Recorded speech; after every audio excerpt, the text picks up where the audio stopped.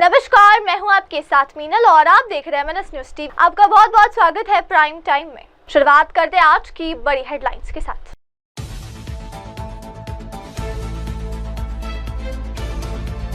पूरी रथ यात्रा की सुरक्षा हेतु व्यापक मॉक ड्रिल का सफल आयोजन। भाजपा महासचिव विजय चौधरी का उद्धव ठाकरे पर हमला, नेतृत्व की योग नहीं। शिवसेना नेता अरविंद सावंत का बयान, अगर शांति हुई तो स्वागत है वरना पूरी दुनिया प्रभावित होती। और अब खबरें विस्तार के साथ। पुरी में रथ यात्रा की सुचारू और सुरक्षित तैयारी के लिए व्यापक मॉक ड्रिल का आयोजन किया गया। भगवान जगन्नाथ की रथ यात्रा से पहले सुरक्षा और व्यवस्था की तैयारियों को परखने के लिए पुरी में एक व्यापक मॉक ड्रिल का आयोजन किया गया। इस मॉक ड्रिल में पुलिस, NDRF, स्वास्थ्य विभाग, दमकल दल और अन्य संबंधित एजेंसियों ने भाग लिया। ड्रिल का उद्देश्य रथ यात्रा के दौरान आपात स्थितियों से निपटने की तत्परता सुनिश्चित करना और लाखों श्रद्धालुओं की भीड़ को संभालने के लिए सभी एजेंसियों के बीच समन्वय की जांच करना था। अधिकारियों ने बताया कि सभी विभागों की प्रतिक्रिया संतोषजनक रही और वास्तविक आयोजन के लिए तैयारियां लगभग पूरी है। और अब अगली खबर।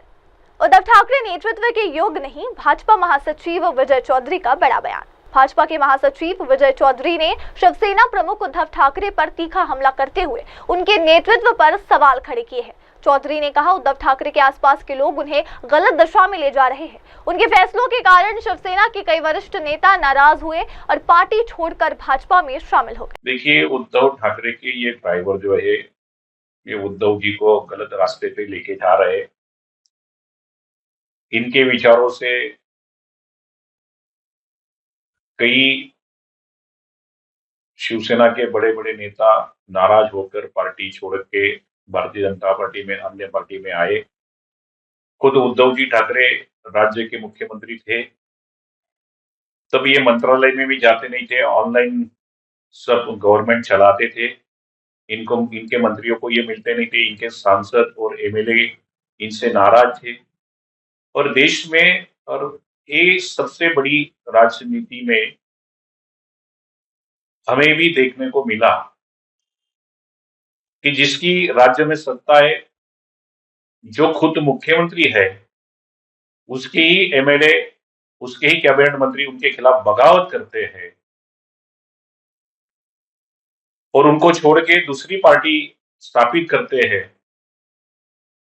तो इसका मतलब ये होता है ये नेता अपयशी नेता है। ये नेता नेतृत्व करने के काबिल नहीं है, ये भी यहाँ पे सिद्ध होता है। और अब अगली खबर। अगर शांति हुई तो स्वागत है वरना पूरी दुनिया प्रभावित होती। शिवसेना नेता अरविंद सावंत का बयान। शिवसेना के वरिष्ठ नेता और सांसद अरविंद सावंत ने अंतर्राष्ट्रीय हालात को लेकर चिंता जताई। उन्होंने कहा कि अभी ये स्पष्ट नहीं है कि शांति स्थापित हुई है या नहीं, लेकिन अगर ऐसा हुआ है तो वो किसका स्वागत करते हैं। सावंत ने कहा, अगर वास्तव में शांति स्थापित हो गई तो मैं इसका स्वागत करता हूँ, लेकिन अगर ऐसा नहीं हुआ तो इसका असर पूरी दुनिया पर पड़ सकता है। उन्होंने किया, उसके बाद में सही में अमन शांति प्रस्तापित हुई कि नहीं वो पता नहीं चल रहा, क्योंकि आप ही खबरें दे रहे हो। एक तरफ एक खबर आई है, ईरान ने मान्यता भी दी है, ये भी सुना, लेकिन हमले भी बताए दोबारा, तो पता नहीं चल रहे हमले हो रहे कि अभी भी शुरू है कि बंद हुए। अगर हुआ होगा तो स्वागत करता हूँ। हमारे मराठी में कहावत है, किसी भी मुर्गे की बांग से क्यों न हो, सूरज अगर निकल आए ना तो उससे अच्छी बात नहीं होती। तो सूरज निकल आया होगा तो अच्छी बात है, नहीं तो ये बहुत बड़ा मतलब पूरे विश्व को इसका असर होता है इसका। क्योंकि ऑयल पे अगर हमला होता है, न्यूक्लियर पे अगर हमला होता है, वो ज़्यादा न्यूक्लियर बॉम्ब की जो बात आती है, वो तो सबसे बड़ी बात यह है कि ईरान ने तो TTP पे साइन की हुई है कि जो भी जाके उसकी परीक्षा कर सकता है, देख सकता है वहाँ सही में उनके न्यूक्लियर बॉम्ब बन रहे हैं क्या, न्यूक्लियर अस्त्र। लेकिन इसराइल का क्या, इसराइल तो TTP पे साइन नहीं किया हुआ है। तो न्यूक्लियर का इस्तेमाल इसराइल करती है या नहीं करती है, उसकी तो सिग्नेचर भी नहीं है उसके ऊपर। तो मेरी ट्रम्प से भी एक अभी दरखास्त है तो इसराइल को कहो वो भी टीटीपी साइन करे। अगली खबर, ईरान से 285 भारतीयों को लेकर विशेष उड़ान दिल्ली पहुंची। इजराइल से भी निकासी जारी। विदेश राज्य मंत्री पवित्र मरघेटा ने जानकारी दी कि ईरान में फंसे 285 भारतीय नागरिकों को लेकर एक विशेष निकासी उड़ान कल नई दिल्ली हवाई अड्डे पर सुरक्षित पहुंच गई थी। मरघेटा ने बताया कि सूडान से आए भारतीय नागरिक 10 विभिन्न राज्यों से थे। हम आने वाले कुछ दिनों में ईरान से और 3 विशेष उड़ानों की व्यवस्था कर रहे हैं ताकि सभी भारतीयों को सुरक्षित स्वदेश लाया जा सके। So special evacuation flight has arrived New Delhi airport tonight at 11 p.m.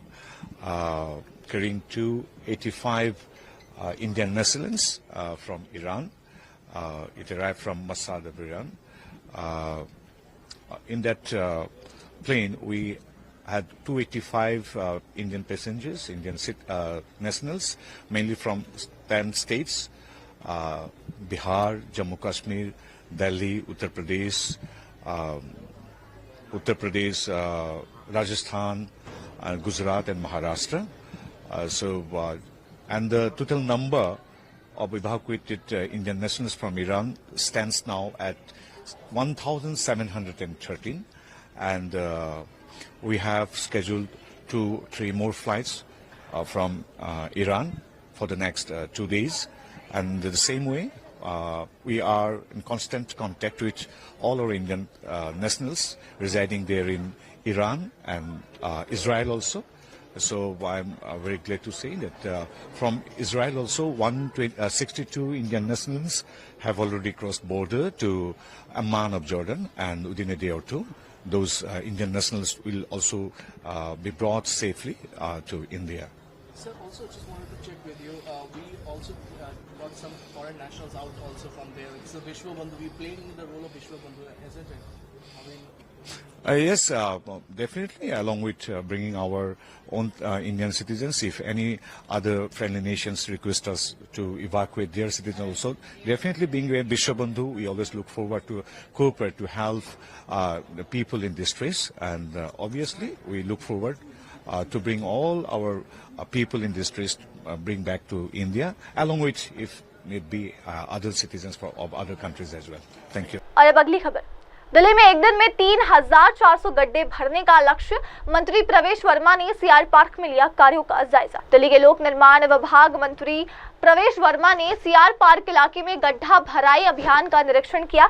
इस दौरान उन्होंने सड़क मरम्मत के कार्यों की प्रगति का जायजा लिया और अधिकारियों को समयबद्ध काम सुनिश्चित करने के निर्देश भी दिए। प्रवेश वर्मा ने बताया कि दिल्ली सरकार ने हर दिन 3,400 गड्ढों को भरने का लक्ष्य तय किया है ताकि बरसात के मौसम से पहले सड़कें सुरक्षित और सुगम बनाई जा सके।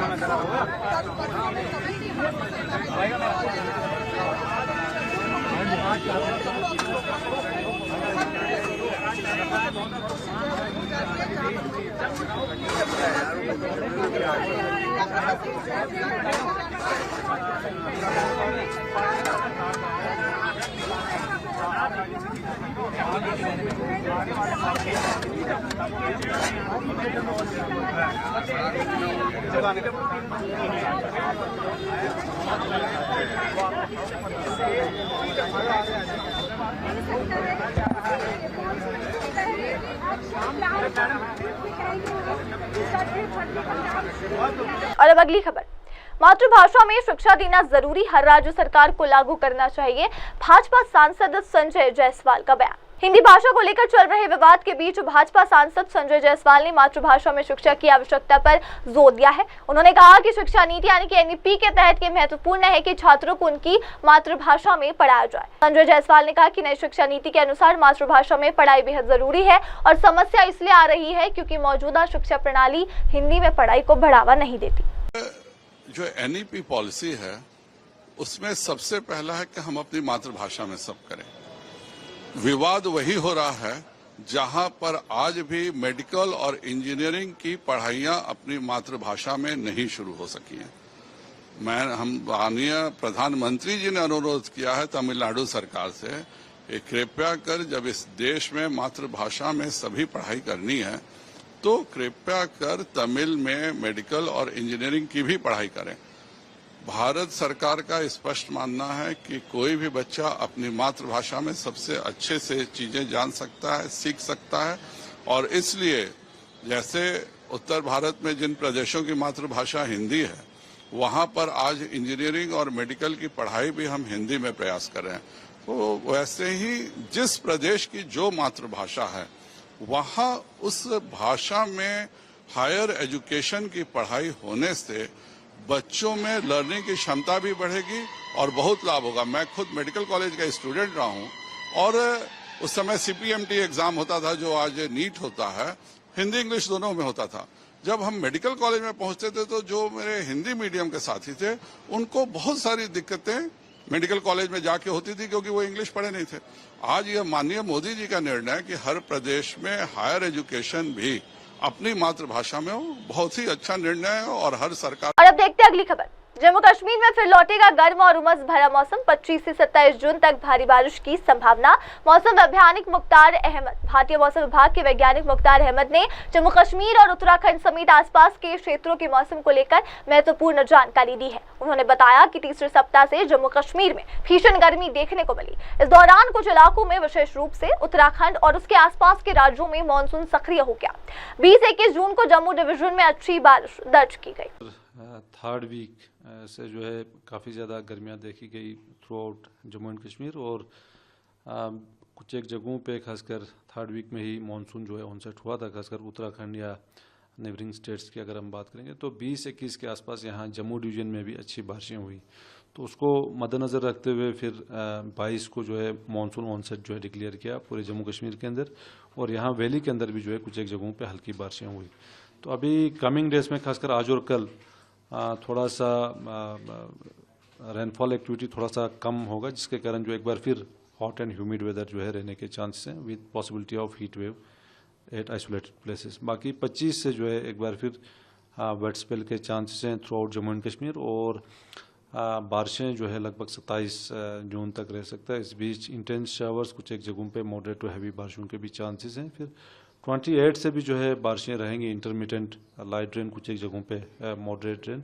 तो ये एक्टिविटी जो है लगभग 2 जुलाई तक रह सकता है। बाकी कोई कंटिन्यूस प्रेसिपिटेशन नहीं है खासकर 28 के बाद, तो ब्रीफ शावर सुबह शाम जो है देखा जा सकता है scattered to fairly wide spread places. बाकी 25 से लेकर 27 तक कुछ एक जगहों पे खासकर जम्मू डिवीजन के खासकर मैदानी इलाकों के अंदर हैवी बारिशों के चांसेस हैं, जिसके कारण जो है आपके लो लाइंग एरियाज़ के अंदर जो है वाटर लॉगिंग कंडीशंस बन सकते हैं। इसी तरह जो लोकल नदी नाले हैं वहाँ पे वाटर लेवल जो है राइज होगा, और उसके साथ साथ पहाड़ी इलाकों में भी जो है फ्लैश फ्लड्स जनरेट हो सकते हैं इंटेंस शावर्स के कारण, और उसके बगैर भी जो है landslide, shooting stones, mud slides के भी चांसेस बनते हैं। बाकी फार्मर्स जो हैं इस बीच खासकर 25 से लेकर 27 तक किसी भी किस्म का दवापाशी का काम हो, फर्टिलाइज़र एप्लीकेशन हो या इरीगेशन हो, ये चीज़ें जो है सस्पेंड रख सकते हैं। बाकी जो कम्यूटर्स हैं वो मौसम को मद्देनज़र रखते हुए अपना जो ट्रैवल एडवाइजरी है वो उसी तरह बनाए। बाकी ट्रैवल करने से पहले खासकर जो हाईवे है, श्रीनगर जम्मू नेशनल हाईवे हो, श्रीनगर लेह नेशनल हाईवे, या जो पहाड़ी शाहराएँ हैं उसका जो स्टेटस जो है एक बार ज़रूर जाने ट्रैवल करने से पहले। क्या वजह मानते? अब बढ़ते अगली खबर पर। ईरान ने अमेरिका इजराइल को झुकाया, ट्रंप ने राष्ट्रपति पद को मजाक बना दिया। पीडीपी अध्यक्ष महबूबा मुफ्ती का बयान सामने आ रहा है इसको लेकर। ईरान इजराइल युद्ध विराम की घोषणा पर पीपल्स डेमोक्रेटिक पार्टी अध्यक्ष महबूबा मुफ्ती ने तीखी प्रतिक्रिया दी। उन्होंने अमेरिका और इजराइल पर निशाना साधते हुए ईरानी जनता के जज्बे को सलाम किया। महबूबा मुफ्ती ने कहा, सबसे पहले मैं ईरान की जनता को सलाम करती हूँ जिन्होंने जिस भावना से ये युद्ध लड़ा उसने अमेरिका और इजराइल को झुकने पर मजबूर कर दिया। सबसे पहले तो मैं ईरान के लोगों को, वहाँ के जो फौजी हैं, वहाँ के जो लीडरशिप है, उनको सलाम पेश करना चाहती हूँ। जिस जज्बे से, ना तो उनके पास कोई हथियार है, ना तो उनके पास कोई न्यूक्लियर बॉम्ब है, उनका सबसे बड़ा हथियार उनका ईमान है और जो उनका शहादत का जज्बा है। जिस तरह से उन्होंने ये लड़ाई लड़ी कि आखिरकार, अभी तो खाली चमन गोइया हो रही है, मगर मुझे पूरा यकीन है कि उन्होंने अमेरिका जैसे सुपर पावर को और उसका जो बगल बच्चा है इजराइल, उनको घुटनों पे लाया। और अमेरिका ने ना चाहते हुए भी इस वक्त जो इस्लामिक कंट्रीज है उसमें ईरान का रुतबा बहुत ऊंचा हो चला गया। वो एक लीडरशिप का रोल उनको मिल गया, उसमें कुछ नहीं कर सकते। जहाँ तक अमेरिका का सवाल है, आप जानते हैं कि अमेरिका ने इजराइल के कहने पे उनकी खातिर इराक हो, अफगानिस्तान हो, लीबिया हो, सीरिया हो, वो कौन सा इस्लामी मुल्क है जिसको उन्होंने तबाह नहीं किया, और वो डेमोक्रेसी का नाम देते हैं, रिजीम चेंज का नाम देते हैं, बड़े बड़े बड़े नाम देते हैं। पर असल में अगर देखा जाए तो आज अगर अमेरिका अपना ये सबक याद रखेगा कि उन्होंने जंग में अपनी टांग डाल के अपनी टांग अटका के उन्होंने अपनी जो प्रेस्टीज थी, देखिए अमेरिका प्रेसिडेंट बहुत बड़ा, उसकी एक इज्जत होती है, वो बड़ा माना जाता है। पर जब से ट्रंप आए उन्होंने उस अमेरिका प्रेसिडेंट की पोजीशन को इतना बिलेटल किया हुआ है, इतना सबवर्ट किया हुआ है, उसको खुद भी पता नहीं है कि मैं आज क्या कह रहा हूँ और अभी क्या करने वाला हूँ। तो मुझे लगता है कि पूरी दुनिया के लिए खतरे की घंटी है, खासकर जो इस्लामिक ममालिक हैं जिन्होंने इस कॉन्फ्लिक्ट में, जब ईरान और इसका आपस में था, उन्होंने ज़बानी खर्चा चलाया, ज़बानी कहा। बाकी हालांकि बहुत कुछ कर सकते हैं क्योंकि पेट्रोल है, बाकी हथियार हैं उनके पास, वो उसका इस्तेमाल कर सकते थे, पर उन्होंने उसका इस्तेमाल नहीं किया। मगर मुझे खुशी है कि ईरान ने जो जिसको कहते हैं कि शेर खुदा हज़रत अली, उनकी पैरोकारी में का उन्होंने सबूत दिया और बिल्कुल उसको फॉलो करके शहादत को तरजीह दी। और इसी शहादत ने आज ईरान को सुर्खरू किया कि आज अमेरिका जैसा इतना बड़ा सुपर पावर और इराक, ये इजराइल जैसा जो पूरा जिसको कहते हैं villain of the whole world, जिसने हर जगह तबाही मचाई है, फ़लस्तीन में इतनी तबाही मचा रहा है 2 साल से, कोई कुछ कहता नहीं, उसको भी उन्होंने घुटनों पे लाया। अब चूंकि जो सीज़फायर की डील है, क्या ये मैच्योर होगी? क्योंकि ट्रंप ने इसमें पहले शिरकत की है, अब वही इसको सजेस्ट कर रहा है सीज़फायर। मेरे ख्याल में जो मैंने लेटेस्ट रिपोर्ट सुनी कि जो ईरान ने शर्त रखी थी कि हम इस सीज़ फायर को तब मानेंगे अगर वहाँ ईरान के टाइम के 4 बजे तक इजराइल जो अपने सारे जो है उसके बाद कोई हमला नहीं करेगा, और इजराइल ने उसको फॉलो किया, जिससे पता चलता है कि दोनों अमेरिका और इजराइल चाहते थे ये सीज़ फायर होना चाहिए। और ट्रंप को कतर की मदद लेनी पड़ी कि भाई आप इजराइल तो मान गए, आप ईरान को मनवाइए। तो मुझे लगता है ये आलमी इस्लाम के लिए, हमारे ईमान के लिए, हमारे जो खासकर जो शिया बरदरी में जो जज्बाए शहादत होता है, वो जान से ज़्यादा उसको तरजीह देते। मैं कहती हूँ उनके लिए ये बहुत ही जो है मुबारक दिन है। अब बढ़ते अगली खबर पर। टीएमसी नेता कुणाल घोष ने कोलकाता में बांटा जगन्नाथ धाम दीघा का प्रसाद। तृणमूल कांग्रेस के वरिष्ठ नेता कुणाल घोष ने कोलकाता में श्रद्धालुओं और आम लोगों के बीच जगन्नाथ धाम दीघा का पवित्र प्रसाद वितरित किया। यह आयोजन धार्मिक आस्था और सामाजिक एकता को बढ़ावा देने के उद्देश्य से किया गया था। लोगों में प्रसाद पाने को लेकर उत्साह देखा गया और उन्होंने इस पहल के लिए कुणाल घोष का आभार व्यक्त किया। अब अगली खबर। यात्रा को लेकर जिला प्रशासन रेड क्रॉस की जयंती महापात्रा ने जताई उत्सुकता। जिला प्रशासन रेड क्रॉस की जयंती महापात्रा ने कहा कि हम रथ यात्रा को लेकर बहुत उत्साहित है। हम साल भर इसी का इंतजार करते हैं, जैसा आपने मॉक ड्रिल का उल्लेख किया। हमारे पास एक ठोस योजना है। अगर भीड़ के बीच कहीं भी कोई घटना नहीं होती है तो हम तुरंत प्रतिक्रिया देते हैं और व्यक्ति को एम्बुलेंस के जरिए अस्पताल पहुंचाते हैं। हम तो ऐसे ही बहुत उत्सुक हैं रथ यात्रा के लिए। हम लोग साल भर में इंतजार कर रहे हैं कब रथ यात्रा आएगा। वो जो मॉक ड्रिल आप बताए, वो एक प्लानिंग है। हमारा जो कैजुअलिटी अंदर कोई कुछ हो जाए तो इमीडिएट रेस्क्यू करके एम्बुलेंस में हम लोग हॉस्पिटल पहुंचा देते हैं। हॉस्पिटल जाने के बाद उनका काम खत्म। लेकिन ग्रीन कॉरिडोर जो है आपको सामने आप देख रही है, बच्चे लोग ग्रीन कॉरिडोर कर रहे हैं। तो जो ग्रीन कॉरिडोर है, एम्बुलेंस आने जाने में अत्यंत सुविधा हो रहा है। तो इससे कोई दिक्कत नहीं होगा। एम्बुलेंस आराम से मेडिकल पहुंच जाएगा, कैजुअलिटी भी आराम से मेडिकल पहुंच जाएगा। इसीलिए ग्रीन कॉरिडोर का मतलब है। वो जो ग्रीन कॉरिडोर अब अभ्यास कर रहे हैं बच्चे लोग और वॉलंटियर वगैरह, वो सब रथ यात्रा का पहले अभ्यास कर रहे हैं। उस दिन वो लोग काम से आएंगे, ज्यादा काम से आएंगे। आप लोग देखेंगे वो तो विश्व नयंत्र का जगन्नाथ जी का रथ यात्रा है, वो अपना काम अपने ही करेंगे, लेकिन हम लोग थोड़ा माध्यम है, इसीलिए हम लोग कॉरिडोर ग्रीन कॉरिडोर में शामिल। सब लाइन डिपार्टमेंट, ओड्राफ है, रेड क्रॉस है, सेंजन एम्बुलेंस है, स्काउट एंड गाइड से, हमारा पुलिस डिपार्टमेंट है, वगैरह वगैरह, सब लोग इसमें शामिल होते हैं। हम लोग इतना मैसेज देंगे वही, जो आप लोग जो भी करो सही सलामत करो। आई वांट जीरो कैजुअलिटी। इतना बड़ा रथ यात्रा, वर्ल्ड फेमस रथ यात्रा, आई वांट जीरो कैजुअलिटी। इसी वो हमारा प्रेयर है जगन्नाथ जी के पास। I repeat, I want zero casualty. ये देखते अगली खबर। वाराणसी में केंद्रीय क्षेत्रीय परिषद की 25वीं बैठक शुरू। अमित शाह, योगी आदित्यनाथ, मोहन यादव और पुष्कर सिंह धामी शामिल। वाराणसी में केंद्रीय क्षेत्रीय परिषद की 25वीं बैठक का आयोजन हुआ, जिसमें केंद्रीय गृह मंत्री अमित शाह के साथ उत्तर प्रदेश के मुख्यमंत्री योगी आदित्यनाथ, मध्य प्रदेश के मुख्यमंत्री मोहन यादव और उत्तराखंड के मुख्यमंत्री पुष्कर सिंह धामी उपस्थित रहे। बैठक में क्षेत्रीय विकास और समन्वय से जुड़े महत्वपूर्ण मुद्दों पर चर्चा की गई। आइए देखते अगली खबर। पीडब्ल्यूडी मंत्री परवेश वर्मा ने सड़क सुधार अभियान की सफलता पर किया जोर। मंत्री परवेश वर्मा ने कहा, सरकारें भी कुशलता से काम कर सकती है और कम समय में अच्छे नतीजे हासिल कर सकती है, और दिल्ली सरकार ने इसे साबित किया है। पूरे शहर में पीडब्ल्यूडी सड़कों पर गड्ढों की शिकायतें मिली थी, जिनकी हमारी इंजीनियर टीम ने सर्वेक्षण किया। पूरे पीडब्ल्यूडी विभाग के साथ सभी कार्यकारी इंजीनियर, मुख्य इंजीनियर और टीमें सड़कों पर मौजूद है। हमने 3400 गड्ढों की मरम्मत की। प्रत्येक का जियो टैगिंग किया गया। रियल टाइम मॉनिटरिंग वैन द्वारा पहले और बाद की तस्वीरें ली गई और पीडब्ल्यूडी की वेबसाइट पर अपलोड की गई। पूरी सूची कल ही अपलोड कर दी गई थी और सभी विधायकों के साथ साझा की गई, ताकि वे स्वयं जाकर प्रगति देख सकें। सरकारें भी काम कर सकती हैं और कम समय में अच्छा काम हो सकता है। ये दिल्ली सरकार ने आज करके दिखाया है। आज पूरे दिल्ली की सड़कों पर जो हमारी पीडब्ल्यूडी की सड़कें हैं, वहाँ पर जो गड्ढे हैं, जो सारी जनता की कंप्लेंट आई थी, हमारे इंजीनियर ने सर्वे किए थे।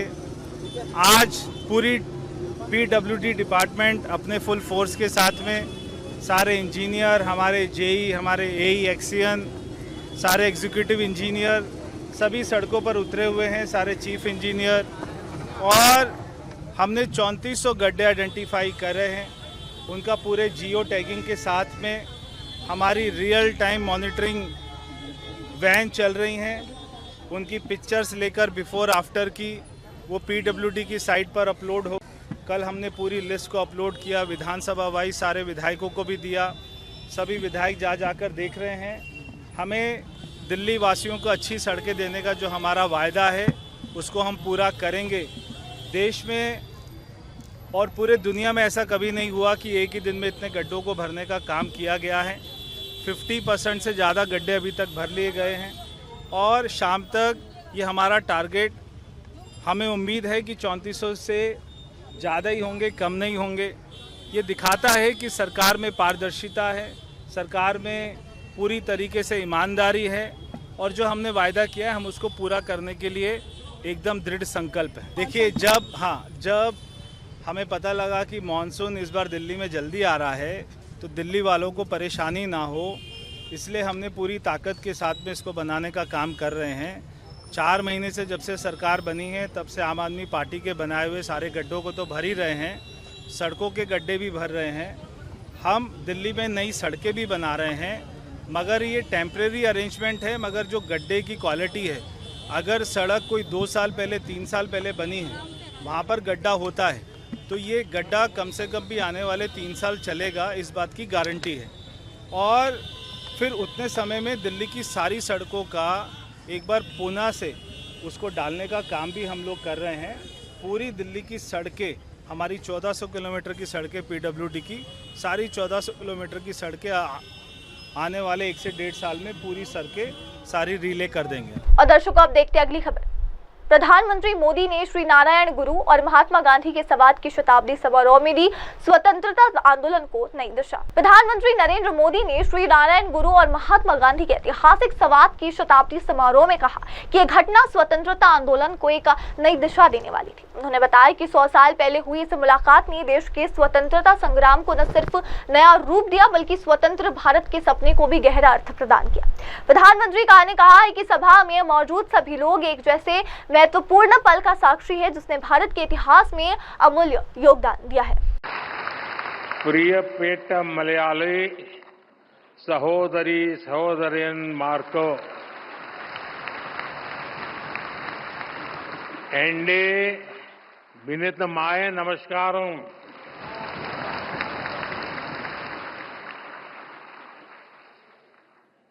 आज ये परिसर देश के इतिहास की